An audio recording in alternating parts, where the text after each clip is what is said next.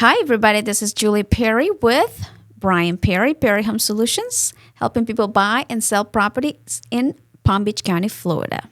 So today I have my special guest, Brian Perry, and he wants to talk to us today about the NAR updates. If you haven't heard, it's everywhere in the news, but if you haven't heard, there's been a lot of changes in our industry with regard specifically to commissions and agreements that need to be in place before working with buyers and showing buyers properties and things like that. So Brian is going to talk to us about that. Okay. So I don't know if I want to talk about it. I want to talk about it as much as I want to go to the dentist, but I guess sometimes you got to do It's things. necessary. So, the so the NAR thing's already happened as of when we're doing this video, right? Yes. And so essentially what the NAR settlement fundamentally is, because there's a lot of misinformation about it, right? So basically, confusion. Yeah, there's a lot of confusion. A lot of people are assuming that a lot of things have changed that have not. Now, things could ultimately change, and it should be a free market where things can change, commissions can change, prices can change, terms can change, and it by the way, in Florida, just so everybody knows, it already was a free market. Like nothing was dictated. There was no length of contract to hire a realtor. There was no set commission. All of that was always negotiable. You know what I mean? Correct. So that's not actually really new. Maybe some other states didn't have all that, but we do. So essentially what the settlement did is it did two major things. Number one, the first thing it did is it made it so that when you list a house with a broker, with a realtor, traditionally, what you do is you pay the realtor a commission, and then the realtor takes a part of that commission, usually half or whatever, and they offer that out to cooperating brokers. Mm-hmm. And by the way, it was always disclosed. It's in the agreement. You discuss it. Everybody's aware of it. So it wasn't like a hidden thing, and it was never a requirement, or at least in Florida. I can't speak to anywhere else, but in Florida, that was never a requirement. Now, I don't, that's how I market properties, because I believe it's more effective and it gets our clients more money. But there's brokers out there that chose not to do it, and even before the settlement. So, it was optional. I think the requirement came from the MLS, because I think you couldn't utilize the MLS, the you could put multiple $1. listing service. You could put $1. In our MLS, there was never, that I'm aware of, and I've been doing this for, a long, long time, there's never been a thing where you have to put a minimum amount other than like $1. So essentially, you didn't have to. So, and there was never, anyway, I don't want to get in a debate about that, but there was never, as long as I've been doing it, nobody ever said you have to charge X amount and offer X amount out to a cooperating broker. That was never a thing. But anyway, regardless of that, the major thing that changes, none of that. That's all exactly the same. The thing that changed is that in the multiple listing service, which is sort of the communication platform that brokers use to communicate with one another. So if I'm advertising a property for sale, we put it on about 300 or 400 different websites in total. One of them is the multiple listing service, and that's where we get it out directly to to other brokers. Mm-hmm. Yeah, and that's important. And so basically, the settlement says you are not allowed to mention the commission that you're offering in the multiple listing service. It doesn't mean that you can't offer a commission. It doesn't even say how much or what or anything about the commission specifically, other than you cannot put it into the multiple listing service. I don't necessarily agree with that. I don't think it's a great idea, but it just is what it is. And that's it. That's the major change for listings. And so, it actually really, other than that fact, it hasn't changed anything else. It hasn't changed anything about how commissions are structured fundamentally, and it hasn't changed anything else other than that one change in that one advertising venue. Now we can offer commission out through any other venue. It just can't be through the multiple listing service, which we do, and so that hasn't really changed that much. The other major change to within the NAR settlement was buyer brokerages. Correct. Buyer brokerage agreements specifically. Mm-hmm. So just like when you hire a realtor to sell your house, you list your house with a realtor. And you sign a listing agreement. That means you have to sign an agreement, and that agreement says that you agree to use this realtor exclusively, and you agree to pay them for that service, and you agree, some other terms, but that's the big stuff. And so a buyer brokerage agreement is very much the same thing. And so when you meet a realtor and you want them to represent you to help buy a house, it used to be prior to the settlement that you could, and this is actually the major change. The listing side didn't really change that much, if oddly enough. That's what everybody talks about, but it actually has very little impact on it. The buyer side changed a lot. Yeah. So when you are a consumer, or you're a buyer, and you want to engage with a realtor, Julie, as an example, you want to hire her to help represent you and go buy a house. Then now it used to be that Julie could just go show you a house and that's it. It was the agent's prerogative to get an agreement in writing before working with the buyer or not. Now, by the way, not always a great idea to not have something in writing. Right. But anyway, it was an option. Right. Now it is a requirement. You cannot, Julie or me or anybody else, any other realtor in the country. Right. It's not Florida exclusive. This is everywhere. You have to have an agreement with that buyer up front. It's got to stipulate the commission that the buyer may have to pay. It's got to stipulate, I don't know, whatever other terms. I don't know if there's a lot of other terms. Got to just disclose, some basic, brokerage stuff, which we can talk about, but I don't think it's all that important. So that's the major change on the buyer side. I actually think that's kind of good because we've been using a buyer brokerage agreement. I've been using it for a very long time, 15 plus years. I've been using buyer brokerage agreements because I want buyers to know that when we represent them, or that we do represent them, number one, right? Because you are making a commitment. The buyer's making a commitment to you. You're making a commitment to them that you have their best interest in mind. That you're going to do all this, things to make sure that they get the house they want. Yeah. All your duties, responsibilities, all that stuff. It's important because the state of Florida. There's a lot of different philosophies that a lot of realtors have about how they represent their clients on every angle, but on the buy side specifically. But the state of Florida has some specific representation. What do you call them? Types of representation. Yeah, types of representation, right. And single agency, transaction broker, and no representation. And the thing, and within those, there's nuanced levels of representation that a broker might offer to a client that transcends those agreements as well. And the nice thing about the buyer brokerage agreement is it kind of stipulates all that up front, and it lets the buyer know, I actually do represent you, and I'm actually looking out for your best interest, which I think is really important. It also simultaneously is an agreement where the buyer is agreeing to work with you exclusively. Right. And by the way, I got to tell you something, as an agent, I'm not really a big fan of working with buyers if they're not willing to work with me exclusively. If you're working with 5 other agents, I'd rather just let you work with 4, and I'll go ahead and sit that one out, you know? So that's just how I am, When I work hard, we do a great job for our clients. We ask them, we commit a lot to them. We just ask them to commit to work with us exclusively. And of course, in these agreements, you can cancel them, during that process. So if you're unhappy or you decide you don't want to buy or whatever, there's options. It's not like you're locked in forever, but it does say for the duration of time that you are working together, it's exclusive. And anyway, that's how that works. And by the way, that is now mandated in essence with this new NAR settlement. So if I'm a buyer and I contact you, Brian Perry, and I want you to go show me some properties that I found on a website this morning, can you just meet me at the property and show me that house? We can. Yeah, we can. That hasn't changed. Now, whether or not that's a good idea, that's a different story, but we can do that, okay? And just to be clear, because I like talking about this because it's something that we're kind of passionate about and we do a lot. We can do that. If you have something you want to see or whatever, we can make arrangements.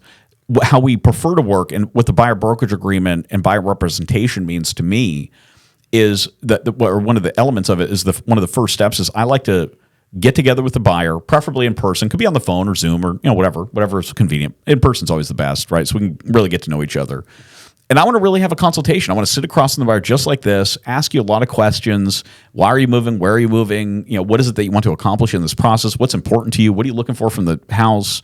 Any other little nuances? Do schools matter? Do you have kids? Do you have, blah, blah, blah, all these other things. And, really get into it and really just get to know each other. Number one, we want to make sure that we're compatible. Like we want to work with each other. That's important, right? Right.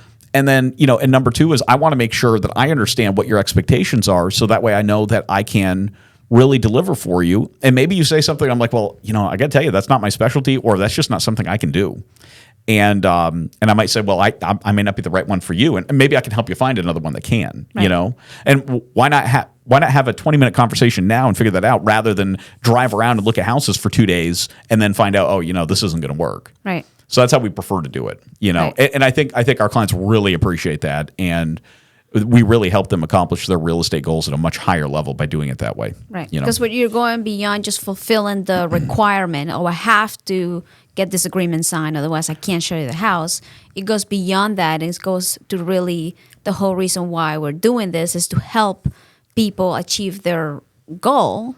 And it's hard to do that if you don't really take the time to, ask some questions and get to know the person's goals. What are they trying to achieve? Yeah. So it's not simply about, doing the requirement of, we have to get the sign before I do X and Y, but really taking the proper steps. No, and the agreement's easy. I mean, in theory, like you can sign the brokerage agreement that's now required just for one house for one day for one time. So it's actually not that big of a deal. It may be a slight hassle, but that's not the thing. But that's not what I use it for. I never used it just for that. I used it as a representation agreement, which is what it is. And the agreement was really secondary to it. It's really the discussion and the concept of what we do. We actually represent you. A lot of realtors throw you in a car and show you random houses.